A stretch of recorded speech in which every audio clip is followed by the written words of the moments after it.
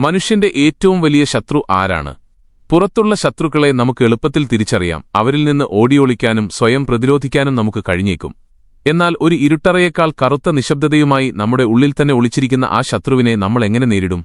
അങ്ങനെയൊരു ആന്തരിക ശത്രുവിനെ നെഞ്ചോട് ചേർത്തു നടക്കുന്ന ഒരു മനുഷ്യനുണ്ടായിരുന്നു, മാധവൻ.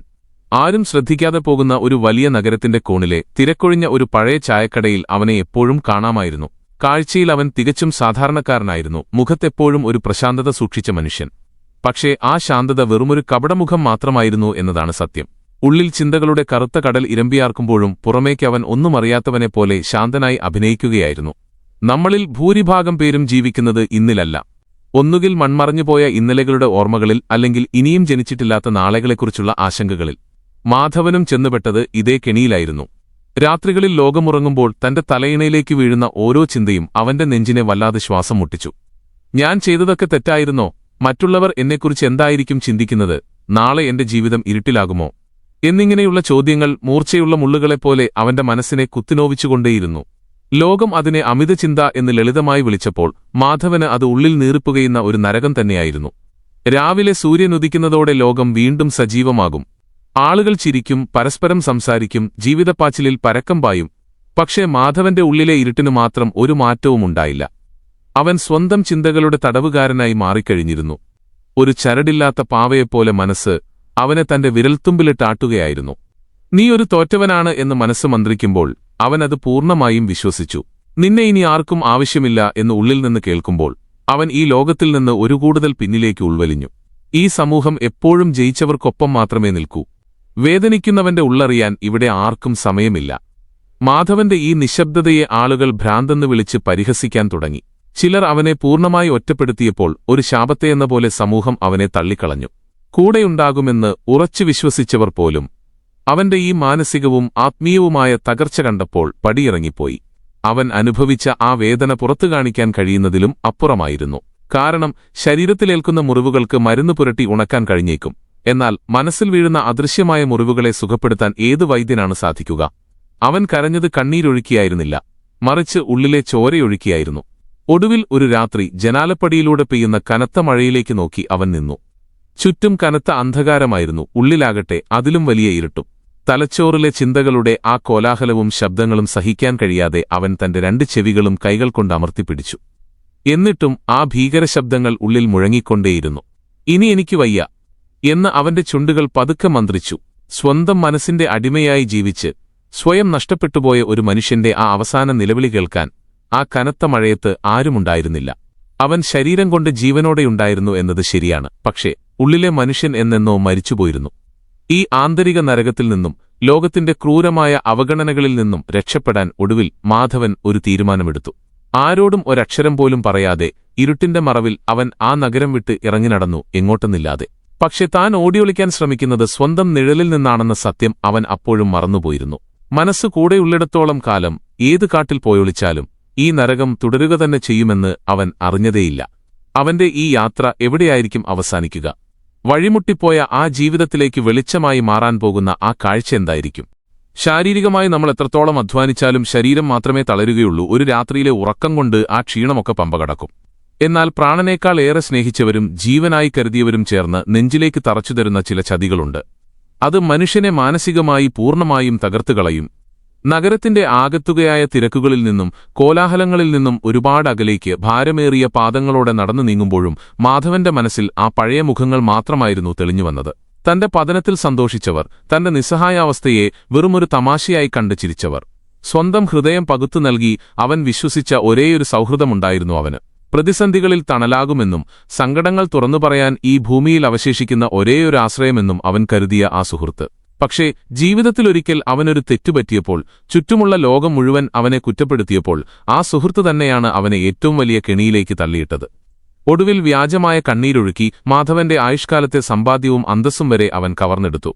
ജീവനായി കണ്ടവർ നമ്മെ ചതിച്ചു എന്ന് തിരിച്ചറിയുന്ന ആ ഒരു നിമിഷമില്ലേ, അത് കനലായി വന്ന് നെഞ്ചിലേക്ക് തുളച്ചുകയറുന്നതുപോലെയാണ് അനുഭവപ്പെടുക. മാധവന്റെ ഉള്ളിൽ ആ ചതിയുടെ മുറിവുകൾ ഒട്ടും ഉണങ്ങാതെ ചോരയിറ്റുന്ന ഓർമ്മകളായി അപ്പോഴും അവശേഷിക്കുന്നുണ്ടായിരുന്നു. ആ ഒരു വിങ്ങലിൽ നിന്നാണ് അവന്റെ ചിന്തകൾ അവനെത്തന്നെ നശിപ്പിക്കുന്ന വിഷമായി മാറി ഉള്ളിൽ പടർന്നത്. നടന്നു നടന്ന് ഒടുവിൽ അവൻ എത്തിച്ചേർന്നത് ജനവാസമില്ലാത്ത ഒരു വലിയ കാടിന്റെ അതിർത്തിയിലായിരുന്നു. കൂട്ടിനായി കയ്യിലൊരു മൊബൈൽ ഫോണില്ല, ചേർത്തുപിടിക്കാൻ ബന്ധുക്കളില്ല, ചോദ്യങ്ങളുമായി ആരും ഒപ്പവുമില്ല. ചുറ്റും കൂറ്റൻ മരങ്ങളും പ്രകൃതിയുടെ നിശബ്ദതയും മാത്രം. അവിടെ ചിലവഴിച്ച ആദ്യത്തെ കുറച്ചു നാളുകൾ ശരിക്കും ഭയാനകമായിരുന്നു. ഏകാന്തതയുടെ വലിയൊരു ഭാരം അവന്റെ നെഞ്ചിൽ വന്നു മൂടി.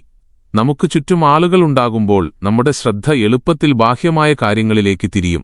എന്നാൽ പൂർണ്ണമായും ഒറ്റപ്പെടുമ്പോൾ മനസ്സ് അതിന്റെ യഥാർത്ഥ ഭാവം പുറത്തെടുക്കും. അത് നമ്മുടെ ഉള്ളിലേക്ക് തന്നെ ആഴത്തിൽ ഇറങ്ങിച്ചെല്ലും. ഭൂതകാലത്തിലെ ഓരോ ദുരന്തങ്ങളും ഓർമ്മിപ്പിച്ചുകൊണ്ട് ആ മനസ്സ് അവനെ വീണ്ടും വേട്ടയാടാൻ തുടങ്ങി. നീ ഇവിടെ കിടന്ന് ഇല്ലാതായാൽ പോലും തിരക്കാൻ ആരുമില്ലെന്ന് പറഞ്ഞ് സ്വന്തം മനസ്സ് തന്നെ അവനെ നോക്കി പരിഹസിച്ചു. പക്ഷേ ആ കഠിനമായ ഏകാന്തതയിലാണ് മാധവൻ ജീവിതത്തിലെ ഏറ്റവും വലിയൊരു സത്യം തിരിച്ചറിയാൻ തുടങ്ങിയത്. അവൻ കാട്ടിലെ കാഴ്ചകളെ വളരെ സൂക്ഷ്മമായി നിരീക്ഷിച്ചു.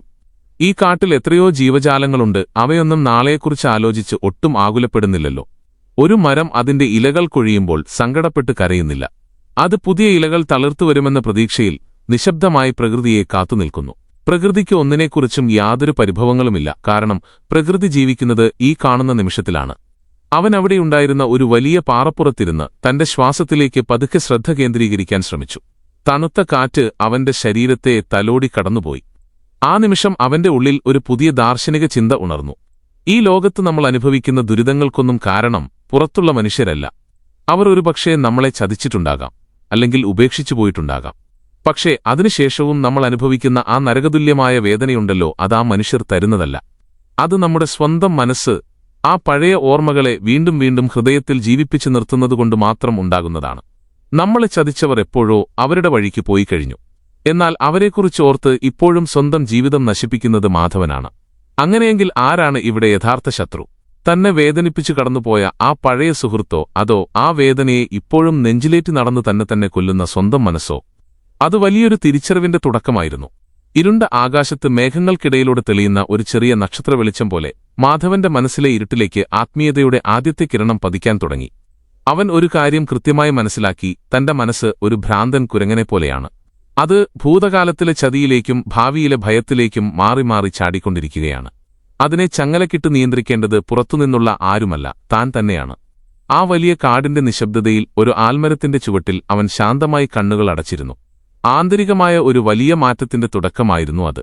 താൻ ഇത്രയും കാലം ഭയന്ന് ഓടിയത് എന്തിൽ നിന്നൊക്കെയാണോ, അതിനെയെല്ലാം നേർക്കുനേർ നിന്ന് നേരിടാൻ അവൻ പൂർണ്ണമായി തയ്യാറെടുക്കുകയായിരുന്നു. മനസ്സിനെ നമ്മൾ പലപ്പോഴും ഒരു തടാകത്തോട് ഉപമിക്കാറുണ്ട്. ശാന്തമായ ആഴമേറിയ ഒരു വലിയ തടാകം. പക്ഷേ ആ തടാകത്തിലേക്ക് നമ്മൾ നിരന്തരം ചിന്തകളാകുന്ന കല്ലുകൾ എറിഞ്ഞുകൊണ്ടിരുന്നാൽ എന്താകും സംഭവിക്കുക? അടിത്തട്ടിലെ ചെളി മുഴുവൻ ഇളകിമറിയും, തെളിഞ്ഞ വെള്ളം കലങ്ങും, ഒടുവിൽ നമുക്ക് മുന്നിലുള്ള കാഴ്ചകളെല്ലാം പൂർണ്ണമായും അദൃശ്യമാകും. എന്നാൽ ആ കല്ലേറ് നമ്മളൊന്ന് നിർത്തിവെച്ചാൽ പതിയെ ആ വെള്ളം ശാന്തമാകാൻ തുടങ്ങും. ഇളകിമറിഞ്ഞ ചെളിയെല്ലാം താഴേക്കടിയും. അപ്പോൾ ആ തടാകത്തിന്റെ ആഴങ്ങളിലേക്ക് നോക്കിയാൽ അടിത്തട്ടുപോലും നമുക്ക് അത്രമേൽ വ്യക്തതയോടെ കാണാൻ സാധിക്കും. അന്ന് ആ വലിയ ആൽമരച്ചുവട്ടിൽ കണ്ണുകളടച്ചിരുന്ന മാധവനും തന്റെ ജീവിതത്തിൽ അതുതന്നെയാണ് ചെയ്തത്. അവൻ ആദ്യമായി തന്റെ ചിന്തകളുടെ ആ കല്ലേറ് നിർത്തിവെക്കാൻ തീരുമാനിച്ചു. ഉള്ളിലേക്ക് ഇരച്ചുകയറി വന്ന ഓർമ്മകളോട് അവൻ യുദ്ധം ചെയ്യാൻ പോയില്ല, അവയെ ബലമായി തടയാനും ശ്രമിച്ചില്ല. പകരം സ്വന്തം ചിന്തകളെ ദൂരെ നിന്ന് നോക്കിക്കാണുന്ന വെറുമൊരു സാക്ഷിയായി അവൻ മാറിനിന്നു. തുടക്കത്തിൽ ചിന്തകളുടെ ഒരു വലിയ പ്രവാഹം തന്നെയായിരുന്നു അവന്റെ ഉള്ളിൽ. താൻ നേരിട്ട ചതിയുടെ നോവുകളും സമൂഹം തനിക്കുനേരെ എറിഞ്ഞുതന്ന പരിഹാസങ്ങളുമെല്ലാം ഒരു വലിയ ചുഴലിക്കാറ്റുപോലെ അവന്റെ മനസ്സിനെ ഉലച്ചുകളഞ്ഞു. പക്ഷേ ഇത്തവണ മാധവൻ അടിപതറാതെ നിന്നു. ഒരു കൂറ്റൻ പർവ്വതം പോലെ അവൻ ഉറച്ചുതന്നെയിരുന്നു. മനസ്സ് അവനെ വീണ്ടും ഭയപ്പെടുത്താൻ പരമാവധി നോക്കുന്നുണ്ടായിരുന്നു. നീ ഒരു പരാജയമാണ്, നീ ഈ ലോകത്ത് തികച്ചും ഒറ്റയ്ക്കാണ് എന്ന് അതവനോട് മന്ത്രിച്ചുകൊണ്ടേയിരുന്നു. എന്നാൽ മാധവൻ തന്റെ ചുണ്ടിൽ ഒരു ചെറിയ പുഞ്ചിരിയോടെയാണ് ആ ചിന്തയെ നേരിട്ടത്. അവൻ തന്റെ മനസ്സിനോട് വളരെ ശാന്തമായി പറഞ്ഞു: നീ വെറുമൊരു ചിന്ത മാത്രമാണ്, നീയല്ല എന്റെ യഥാർത്ഥ സ്വത്വം. സത്യത്തിൽ അതൊരു വലിയ അത്ഭുതമാണ്. നമ്മളൊരു ചിന്തയെ വല്ലാതെ ശ്രദ്ധിക്കാതിരിക്കുമ്പോൾ, അതിനോട് വൈകാരികമായി പ്രതികരിക്കാതിരിക്കുമ്പോൾ, ആ ചിന്തയുടെ ശക്തി പൂർണ്ണമായും ചോർന്നുപോകും.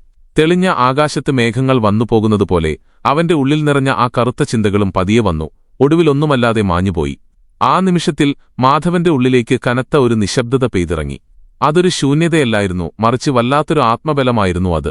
ഇത്രയും കാലം അനാവശ്യമായി സംസാരിച്ചും പരിഭവിച്ചും കരഞ്ഞും താൻ കളഞ്ഞ ഊർജ്ജമെല്ലാം തന്റെ ഉള്ളിലേക്ക് തന്നെ ശക്തമായി തിരിച്ചൊഴുകുന്നതായി അവന് തോന്നി. മറ്റുള്ളവർ പരിഹസിക്കുമ്പോൾ തിരിച്ച് പ്രതികരിക്കാതെ മൗനം പാലിക്കുന്നതാണ് ഏറ്റവും വലിയ കരുത്തെന്ന് അവൻ തിരിച്ചറിയുകയായിരുന്നു. കാരണം നിശബ്ദതയേക്കാൾ മൂർച്ചയുള്ള മറ്റൊരു ആയുധം ഈ ഭൂമിയിലില്ല. ആ അഗാധമായ നിശബ്ദതയിലാണ് കർമ്മം എന്ന വലിയ സത്യം മാധവന്റെ ഉള്ളിൽ വെളിപ്പെടുന്നത്. അവൻ ചിന്തിച്ചു, തന്നെ വഞ്ചിച്ചവർ, തന്റെ ജീവിതം തകർത്തെറിഞ്ഞവർ, അവർ ഇപ്പോൾ എവിടെയായിരിക്കും? അവർ ശരിക്കും സന്തോഷത്തോടെയാണോ ജീവിക്കുന്നത്? ഈ പ്രകൃതിക്ക് അതിന്റേതായ ഒരു നീതിയുണ്ട്. അതിനെയാണ് നമ്മൾ കർമ്മം എന്ന് വിളിക്കുന്നത്. നമ്മൾ ഈ ഭൂമിയിൽ എന്താണോ വിതയ്ക്കുന്നത് അതുമാത്രമാണ് നമുക്ക് കൊയ്യാൻ സാധിക്കുക.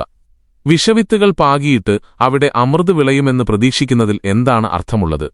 തന്നെ ചതിച്ചവർ അവർ ചെയ്ത തെറ്റായ കർമ്മങ്ങളുടെ ഫലം എന്തായാലും അനുഭവിക്കുക തന്നെ ചെയ്യും. അതിനായി മാധവന്റെ കൈകൾ കൊണ്ട് ഒന്നും ചെയ്യേണ്ടതില്ല. കാലമെന്ന വലിയ ന്യായാധിപൻ എല്ലാ കണക്കുകളും കൃത്യമായി രേഖപ്പെടുത്തിവച്ചിട്ടുണ്ട്. ആ വലിയ തിരിച്ചറിവ് അവന്റെ നെഞ്ചിൽ പുകഞ്ഞിരുന്ന പ്രതികാരത്തിന്റെ തീക്കനലുകളെ പൂർണ്ണമായും അണച്ചുകളഞ്ഞു. അവരോടുണ്ടായിരുന്ന ദേഷ്യത്തിനു പകരം വല്ലാത്തൊരു കരുണയാണ് അവന്റെ ഉള്ളിൽ നിറഞ്ഞത്. അവന്റെ ശ്വാസോച്ഛ്വാസം കൂടുതൽ ശാന്തവും മനോഹരവുമായി മാറി. ഉള്ളിലേക്ക് പോകുന്ന പ്രാണവായുവും പുറത്തേക്ക് വരുന്ന ശ്വാസവും മാത്രമായി അവന്റെ ലോകം ചുരുങ്ങി. ഭൂതകാലം അവനെ തളച്ചിട്ടിരുന്ന ചങ്ങലകൾ ഓരോന്നായി പൊട്ടിയുടഞ്ഞു വീണു. ഭാവിയെക്കുറിച്ചുള്ള അദൃശ്യമായ ഭയങ്ങളെല്ലാം പുകപോലെ അലിഞ്ഞുപോയി. അവൻ പൂർണ്ണമായും ഈ നിമിഷത്തിൽ തന്റെ ഈ ശ്വാസത്തിൽ മാത്രം ജീവിക്കാൻ തുടങ്ങി. അതൊരു വലിയ ആത്മീയ ഉണർവിന്റെ നിമിഷമായിരുന്നു. താൻ ഈ വെറും ശരീരമല്ല, തന്റെ മനസ്സിനെ വേട്ടയാടുന്ന ചിന്തകളുമല്ല, മറിച്ച് ഇതിനെയെല്ലാം സാക്ഷിയായി നോക്കി നിൽക്കുന്ന ഒരു ശുദ്ധ ചൈതന്യമാണെന്ന് മാധവൻ തിരിച്ചറിഞ്ഞു. ഓരോ മനുഷ്യന്റെ ഉള്ളിലും ഒരു ബുദ്ധൻ ഉണരുന്ന നിമിഷമാണത്. അവൻ പതുക്കെ കണ്ണുകൾ തുറന്നു നോക്കി. ചുറ്റുമുള്ള കാടിന് ഇപ്പോൾ പഴയ ഇരുണ്ട ഭാവമേ ഉണ്ടായിരുന്നില്ല. മരപ്പെയ്ത്തിൽ നിന്ന് ഇറ്റിറ്റു വീഴുന്ന ഓരോ ജലകണങ്ങൾക്കും നക്ഷത്രങ്ങളുടെ തിളക്കമുള്ളതായി അവന് തോന്നി. ജീവിതം വഴിമുട്ടിപ്പോയ ആ പഴയ മാധവനായിരുന്നില്ല ഇപ്പോൾ അവിടെയിരുന്നത്. ഉള്ളിലെ നരകതുല്യമായ വേദനകളെ വെണ്ണീറാക്കി മാറ്റി പുനർജനിച്ച ഒരു പുതിയ മനുഷ്യനായിരുന്നു അവൻ. എന്നാൽ അവന് ലഭിച്ച ഈ ആത്മീയജ്ഞാനം അവനിൽ മാത്രം ഒതുങ്ങി നിൽക്കേണ്ട ഒന്നല്ലായിരുന്നു. ഈ ലോകത്തിൽ കോടിക്കണക്കിന് മനുഷ്യർ ഇപ്പോഴും സമാനമായ ചിന്തകളുടെ നരകാഗ്നിയിൽ വെന്തുരുകുന്നുണ്ട്. അവർക്കായി മാധവന് എന്താണ് നൽകാനുള്ളത്? അവന്റെ ജീവിതം നൽകുന്ന അവസാനത്തെ ആ വലിയ പാഠം എന്തായിരിക്കും? നിന്റെ ഉള്ളിലെ വെളിച്ചമായി നീ തന്നെ മാറണം. പുറത്തുനിന്നൊരു മനുഷ്യനും നിന്റെ ജീവിതത്തിലെ ഇരുട്ടകറ്റാൻ കടന്നുവരില്ല. നിന്റെ മനസ്സിനെ വരിഞ്ഞുമുറുക്കിയിരിക്കുന്ന ചങ്ങലകൾ പൊട്ടിച്ചെറിയാൻ നിനക്കല്ലാതെ മറ്റാർക്കാണ് സാധിക്കുക? ആൽമരച്ചുവട്ടിൽ നിന്നും മാധവൻ പതുക്കെ എഴുന്നേറ്റു. അവന്റെ കാലുകൾക്കിപ്പോൾ പഴയ ആ തളർച്ചയുണ്ടായിരുന്നില്ല. കണ്ണുകളിൽ ഭയത്തിന്റെ നിഴലാട്ടം പോലും അവശേഷിച്ചിരുന്നില്ല. പകരം പ്രപഞ്ചത്തോളം ആഴമുള്ളൊരു ശാന്തത ആ മുഖത്ത് ദൃശ്യമായിരുന്നു. താൻ നേടിയെടുത്ത ഈ ആത്മീയജ്ഞാനവും സമാധാനവും വെറുമൊരു കാട്ടുതീ പോലെ ഇവിടെ ഒടുങ്ങേണ്ടതല്ലെന്ന് അവൻ തിരിച്ചറിഞ്ഞു. ഈ ലോകത്ത് പണ്ട് താൻ അനുഭവിച്ചതുപോലെ അമിതചിന്തകളുടെ നരകാഗ്നിയിൽ വെന്തുരുകുന്ന ലക്ഷക്കണക്കിന് മനുഷ്യരുണ്ട്. അവരിലേക്കെല്ലാം ഈ ആത്മപ്രകാശം എത്തിക്കേണ്ടതുണ്ട്. അങ്ങനെ മാധവൻ ആ കാടിറങ്ങി വീണ്ടും മനുഷ്യരിലേക്ക് തന്നെ മടങ്ങി നടന്നു. എന്നാൽ ഇത്തവണ അവൻ പഴയ നഗരക്കൂട്ടങ്ങളിലേക്കല്ല പോയത്. മനം നൊന്തവരും വഴിമുട്ടിയവരും ആശ്വാസം തേടിയെത്തുന്ന ഒരു പുണ്യനദിയുടെ തീരത്താണ് അവൻ ഒടുവിൽ ചെന്നെത്തിയത്. അവിടെ അവൻ നിശബ്ദനായിരുന്നു. അവന്റെ ആ ഇരിപ്പിലും കണ്ണുകളിലെ ആ തിളക്കത്തിലും എന്തോ ഒരു മാന്ത്രികത ഒളിഞ്ഞിരിപ്പുണ്ടായിരുന്നു. ആളുകൾ പതുക്കെ അവനിലേക്ക് ആകർഷിക്കപ്പെടാൻ തുടങ്ങി. ഉള്ളിൽ അടക്കാനാവാത്ത സങ്കടങ്ങളും തലച്ചോറിൽ ചിന്തകളുടെ വലിയ ഭാരവുമായി വന്ന മനുഷ്യർ അവന്റെ മുന്നിലിരുന്നു. മാധവൻ അവരോട് ഒരുപാട് സംസാരിക്കാനൊന്നും മുതിർന്നില്ല. അവൻ അവരുടെ കണ്ണുകളിലേക്ക് നോക്കി ശാന്തമായി ഒന്ന് പുഞ്ചിരിച്ചു. എന്നിട്ട് ഒരേയൊരു കാര്യം മാത്രം ഓർമ്മിപ്പിച്ചു: നിങ്ങളുടെ ശ്വാസത്തിലേക്ക് മടങ്ങുക. ചിന്തകൾ വെറും മേഘങ്ങളാണ്, എന്നാൽ നിങ്ങളാണ് ആകാശം. ആ വാക്കുകൾ കേട്ട പലരുടെയും കണ്ണുകളിൽ നിന്നും കണ്ണീർ ഒലിച്ചിറങ്ങി. ഇത്രയും കാലം തങ്ങൾ ചുമന്ന ഭാരമെല്ലാം വെറുമൊരു ഭ്രമം മാത്രമായിരുന്നു എന്ന് അവർ തിരിച്ചറിയുകയായിരുന്നു. തോറ്റവനെന്നും ഭ്രാന്തനെന്നും വിളിച്ച് സമൂഹം പണ്ട് പടിയിറക്കിവിട്ട ആ മനുഷ്യൻ ഇന്ന് ആയിരങ്ങൾക്ക് വഴിവിളക്കായി മാറി. ഒരു ദിവസം അസ്തമയ സൂര്യന്റെ ചുവപ്പ് പടർന്ന ആ നദീതീരത്തേക്ക് ഒരു മനുഷ്യൻ കടന്നുവന്നു. ജീർണിച്ച വസ്ത്രങ്ങൾ, മുഖത്ത് കടുത്ത നിരാശയും ഭയവും നിറഞ്ഞ ഭാവം. അവൻ മാധവന്റെ മുന്നിലേക്ക് തകർന്നു വീണു. മാധവൻ ആ മുഖത്തേക്ക് ഉറ്റുനോക്കി. അത് മറ്റാരുമായിരുന്നില്ല. പണ്ട് മാധവനെ ചതിച്ച് അവന്റെ സർവസ്വവും കവർന്നുപോയ ആ പഴയ സുഹൃത്തായിരുന്നു അത്. അവൻ ചെയ്ത തെറ്റായ കർമ്മങ്ങൾ അവനെ ഒരു വലിയ കെണിയിലാണ് എത്തിച്ചത്. മനസ്സാക്ഷിയുടെ കുറ്റബോധവും തകർച്ചയും അവനെ ഭ്രാന്തിന്റെ വക്കിലെത്തിച്ചിരുന്നു. മാധവനെ തിരിച്ചറിഞ്ഞ ആ സുഹൃത്ത് ഭയത്തോടെ വിറക്കാൻ തുടങ്ങി. മാധവൻ തന്നോട് പ്രതികാരം ചെയ്യുമെന്നാണ് അവൻ കരുതിയത്. എന്നാൽ മാധവൻ എന്താണ് ചെയ്തതെന്നോ? അവൻ പതുക്കെ മുന്നോട്ട് നീങ്ങി ആ സുഹൃത്തിന്റെ തോളിൽ കൈവച്ചു. അവന്റെ കണ്ണുകളിൽ കോപത്തിന്റെ ഒരു തരിപോലുമില്ലായിരുന്നു. പകരം വറ്റാത്ത കരുണ മാത്രമാണ് അവിടെ നിറഞ്ഞത്. മാധവൻ മെല്ലെ മന്ത്രിച്ചു: ഞാൻ നിന്നോട് പണ്ടേ ക്ഷമിച്ചു കഴിഞ്ഞു. കാരണം നീ എന്നെ ചതിച്ചില്ലായിരുന്നുവെങ്കിൽ ഞാനൊരിക്കലും എന്റെ ഉള്ളിലെ ഈ ബുദ്ധനെ തിരിച്ചറിയുമായിരുന്നില്ല. ആ വാക്കുകൾ കേട്ട സുഹൃത്ത് മാധവന്റെ കാലുകളിലേക്ക് വീണു പൊട്ടിക്കരഞ്ഞു. അപ്പോഴാണ് അവിടെ കൂടിയ ആളുകൾ ആ പരമമായ സത്യം മനസ്സിലാക്കിയത്. ഈ ലോകത്ത് ഏറ്റവും വലിയ വിജയമെന്നത് മറ്റുള്ളവരെ തോൽപ്പിക്കുന്നതല്ല, സ്വന്തം മനസ്സിനെ ജയിക്കുന്നതാണ്.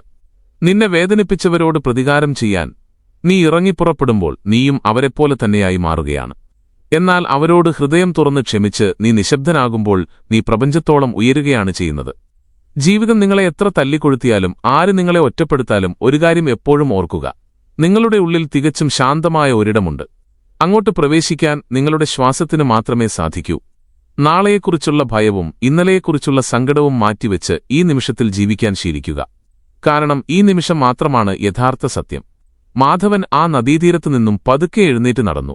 സൂര്യൻ പൂർണ്ണമായും അസ്തമിച്ചിരുന്നു. എന്നാൽ അവന്റെ ഉള്ളിൽ ഉദിച്ചുയർന്ന ആ ആത്മീയ പ്രകാശം ആ കരിരാത്രിയെപ്പോലും വെളിച്ചമുള്ളതാക്കി മാറ്റി. ഓർക്കുക, നിങ്ങളും നിങ്ങളുടെ ചിന്തകളല്ല. ചിന്തകളെ വെറുമൊരു കാഴ്ചക്കാരനായി നോക്കി നിൽക്കുന്ന ആകാശമാണ് നിങ്ങൾ. ഉണരുക, നിങ്ങളുടെ ഉള്ളിലെ ബുദ്ധനെ തിരിച്ചറിയുക.